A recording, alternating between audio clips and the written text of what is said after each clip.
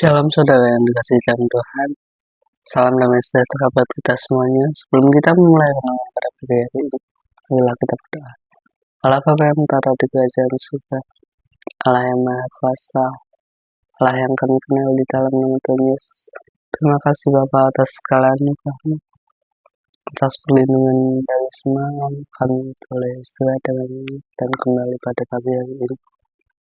Boleh bangun dalam keadaan yang sehat dan penuh semangat untuk melaksanakan setiap aktivitas kami. Bapak, sebenarnya kami juga ingin mendengarkan renungan firman. Kau berkati kami, Kau buka mata hati dan pengetahuan kami Tuhan. Utuslah Roh Kudus-Mu Tuhan untuk menyingkapkan setiap selubung-selubung yang menutupi kami Tuhan akan pengetahuan akan Engkau. Pakailah kami untuk menjadi pelaku sabda-Mu, pakailah kami menjadi pelaksana firman-Mu, pakailah kami menjadi saksi dan alat-Mu dimanapun kami berada. Hanya di dalam nama Tuhan Yesus kami berdoa dan mengucap syukur. Amin. Shalom saudara yang dikasihi dalam Tuhan. Salam damai sejahtera buat kita semuanya. Renungan pada pagi hari ini diambil dari Matius 5 ayat yang ke-23 hingga yang ke-26. Demikianlah firman Tuhan. Sebab itu jika engkau mempersembahkan persembahanmu di atas mezbah dan engkau teringat akan sesuatu ada di dalam hati saudaramu terhadap engkau, tinggalkanlah persembahanmu di depan mezbah itu, dan pergilah berdamai dahulu dengan saudaramu. Lalu kembali untuk mempersembahkan persembahanmu itu. Segeralah berdamai dengan lawanmu selama engkau bersama-sama dengan dia di tengah jalan, supaya lawanmu itu jangan menyerahkan engkau kepada hakim, dan hakim itu menyerahkan engkau kepada pembantunya, dan engkau dilemparkan dalam penjara. Aku berkata kepadamu, sesungguhnya engkau tidak akan keluar dari sana sebelum engkau membayar hutangmu sampai lunas. Amin. Saudara yang dikasihi dalam Tuhan, pada renungan pada hari ini, Tuhan Yesus mengajarkan kita atau membahas suatu topik yang mungkin jarang dibahas sama pendeta-pendeta lain. Topik yang dibahas pada renungan pada hari ini adalah tentang hutang.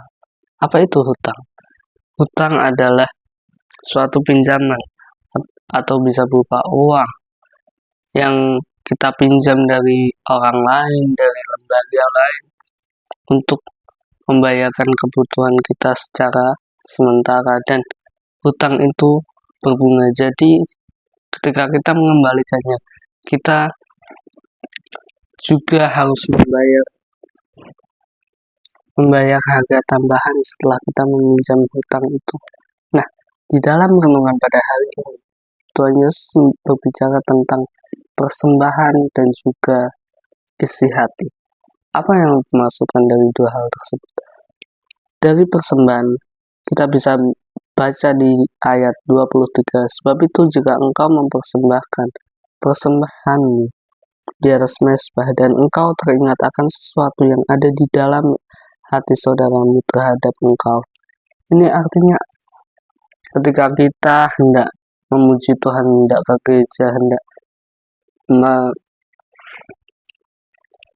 beribadah, hendak datang kepada Tuhan, tetapi kita masih kepikiran atau masih memikirkan hal-hal yang mungkin bisa menjadi penghambat kita untuk datang kepada Tuhan. Makanya Tuhan Yesus akankan di ayat 24, tinggalkanlah persembahanmu di depan mezbah itu, dan pergilah berdamai dahulu dengan saudaramu. Amin. Ketika kita mempersembahkan persembahan kepada Tuhan, ketika kita menghadap kepada Tuhan, ketika kita menuju kepada altar Tuhan, tetapi masih ada masalah, masih ada ganjalan hati, masih ada permasalahan-permasalahan, pikiran-pikiran yang mengganggu kita, sebaiknya kita letakkan persembahan. Kita diingatkan oleh perkataan Yesus yang berbicara tentang kamu tidak bisa mencintai Mammon dan Allah sekaligus. Ini artinya ketika kita mempersembahkan persembahan pada Tuhan, tetapi masih ada masalah-masalah dunia, masih ada pikiran-pikiran yang menghambat kita, masih ada hati atau perasaan-perasaan yang mengganjal dalam hati kita. Kita sebaiknya kita lepas terlebih dahulu, kita selesaikan terlebih dahulu sebelum kita benar-benar layak di hadapan Tuhan. Makanya sebelum ibadah atau sebelum memulai perayaan di dalam gereja, barangkali atau seringkali pendeta atau pemimpin agama itu menyarankan kita untuk tunduk pada Tuhan, untuk merendahkan hati kepada Tuhan, untuk meminta ampun terhadap Tuhan, meminta ampun atas segala dosa kita. Itu artinya apa? Bahwa ketika kita mau mempersembahkan hidup kita kepada Tuhan, mau beribadah kepada Tuhan, mau memuji dan menyembah Tuhan, kita harus melepaskan segala yang ada di dalam diri kita, melepaskan segala selubung-selubung, belenggu-belenggu yang mengikat kita untuk tidak fokus pada Tuhan. Kita yang harusnya fokus pada Tuhan malah berpikiran masalah-masalah dunia. Kita yang harusnya santai dalam beribadah, kita yang harusnya enjoy, kita yang harusnya menikmati pesta dalam Tuhan Yesus, tetapi kita masih masih kepikiran masalah-masalah dunia. Itu kenapa? Karena ketika kita mengakui dosa kita di hadapan Tuhan, ketika kita sebelum ibadah kita sudah melepaskan kedagingan kita, sudah melepaskan segala keinginan kita hanya untuk Tuhan, dan kita datang pada Tuhan dan istilahnya lebih mengutamakan Tuhan daripada keinginan-keinginan, lalu kembali untuk mempersembahkan persembahan itu. Tuhan Yesus mengajarkan kita, kalau kita mau datang pada Tuhan, lepaskan semuanya. Nggak bisa kamu ikut Tuhan tetapi masih ada duniawi. Nggak bisa kamu ikut Tuhan masih ada egois. Makanya renungan pada hari yang lalu membahas tentang bagaimana syarat mengikuti Yesus harus menyangkal diri. Itu yang paling utama. Karena apa? Ketika kita tidak menyangkal diri, ketika kita mengikuti Tuhan hanya berdasarkan ego kita, berdasarkan daging kita, berdasarkan ajakan teman, atau berdasarkan kemauan orang lain, bukan kemauan dari dalam diri sendiri, kita nggak bisa mengikuti Tuhan. Kita mengikuti Tuhan itu benar-benar harus dari dalam diri kita. Makanya kita harus melepaskan ego kita, melepaskan keinginan daging kita, melepaskan keinginan dunia kita yang suka sementara. Kenapa Tuhan Yesus mengatakan menyangkal diri itu yang utama? Karena ketika kita mau mengikuti Tuhan Yesus, mau beribadah kepada Tuhan Yesus, kita harus istilahnya, ya udah, tubuh aku, pikiran aku itu juga punya Tuhan Yesus, tidak punya aku sendiri, tetapi Tuhan juga berkuasa dalam diri. Itu yang dimaksudkan menyangkal diri. Bagaimana ketika kita sudah menyerahkan diri kita, sudah melepaskan segala keinginan kita, keinginan duniawi kita, dan kita datang kepada Tuhan. Dan ini ada hubungannya di ayat 24. Pergilah berdamai dahulu, tinggalkanlah persembahan. Itu artinya apa? Kita selesaikan dulu masalah-masalah yang menghambat kita sama Tuhan. Kita selesaikan masalah-masalah, perkara-perkara yang bisa menghalangi hubungan kita kepada Tuhan. Makanya di sini dikatakan berdamailah dengan sahabatmu, dengan saudara. Itu artinya Tuhan Yesus menggenapi ke-10 hukum Taurat itu menjadi hukum kasih. Di dalamnya ada cinta damai. Makanya Tuhan Yesus sering berkata, damai sejahtera ku berikan pada. Itu artinya apa? Ketika kita bersama Tuhan Yesus, kita nggak ada lagi permusuhan, nggak ada lagi haram atau halal, nggak ada lagi Yahudi, Yunani atau siapa. Tetapi kita sudah satu kesatuan, sudah satu iman, sudah satu Tuhan, sudah satu baptis, sudah satu roh dipersatukan oleh Roh Kudus. Makanya ketika kita sudah mengikuti Tuhan Yesus, kita sudah memiliki cinta kasih itu, kita juga diharapkan untuk berdamai. Berdamai artinya kita mengampuni orang yang bersalah pada kita. Kita mengampuni siapapun yang sudah jahat pada kita. Kita mendoakan mereka, memberkati mereka, dan membalas semuanya itu dengan kebaikan, bukan dengan jahat. Lanjut di ayat 25, segeralah berdamai dengan lawanmu selama engkau bersama-sama dia di tengah jalan. Ini artinya ketika kita masih ada dosa, masih ada hutang, masih ada permasalahan yang belum kita selesaikan, kita harus selesaikan itu secepat mungkin.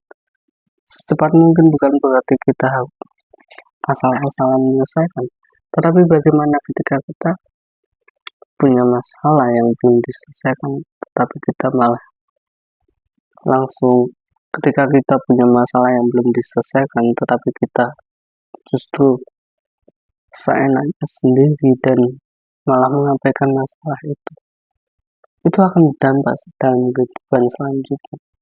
Misalnya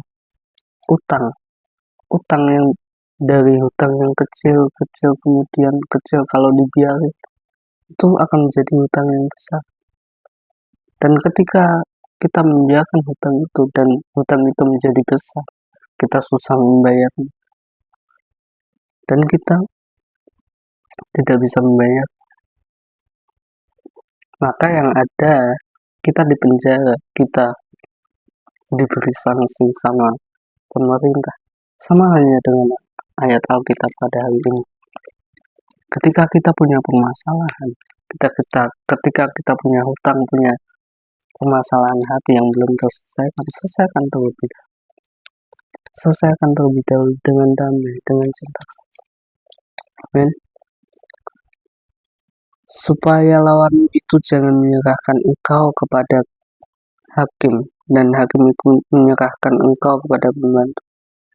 Ini artinya ketika kita masih memendam masalah, masih memendam persoalan, masih memiliki hutang yang belum terselesaikan, kita akan terjerat dalam masalah itu dan nggak bisa keluar. Kita akan stagnan dan akan terjebak dalam masalah itu.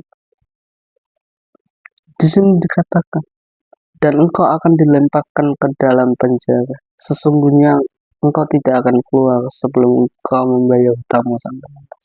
Amin. Kita tidak bisa keluar dari masalah ketika kita melarikan diri atau ketika kita tidak mencari solusi untuk menyelesaikan. Kita tidak bisa keluar. Tetapi ketika kita mau keluar dari masalah, ketika kita punya masalah sekecil apapun, dari dulu maupun yang sekarang, segeralah selesaikan, segeralah lunasi hutang-hutang. Hutang-hutang ini tidak berbicara semata-mata tentang uang, tentang harta, hutang tentang ekonomi, tetapi bagaimana ketika kita punya permasalahan hati atau permasalahan hubungan yang belum kita selesaikan dan menjadi akar pahit hati, sakit hati, kita selesai, kita minta ampun sama Tuhan, dan kita mengampuni orang-orang yang sudah jahat pada kita. Amin. Tuhan Yesus memberkati. Mari kita berdoa. Allah Bapa yang ada kerajaan surga, Allah yang Maha Kuasa, yang kami kenal dalam nama Tuhan Yesus. Terima kasih Bapa atas anugerah-Mu, atas renungan pada pagi hari ini. Tuhan kembali mengingatkan kami, Tuhan, akan cinta kasih, akan berdamai dengan lawan-lawan kami, Tuhan. Ya Bapa, ampuni bila kami masih ada perkara-perkara yang masih belum kami selesaikan, Tuhan, dalam nama Tuhan Yesus. Pakailah kami menjadi saksi dan alat-Mu, pakailah kami menjadi fakta sabda-Mu, pelaksana firman-Mu dimanapun kami berada. Hanya di dalam nama Tuhan Yesus kami berdoa dan mengucap syukur. Haleluya. Amin.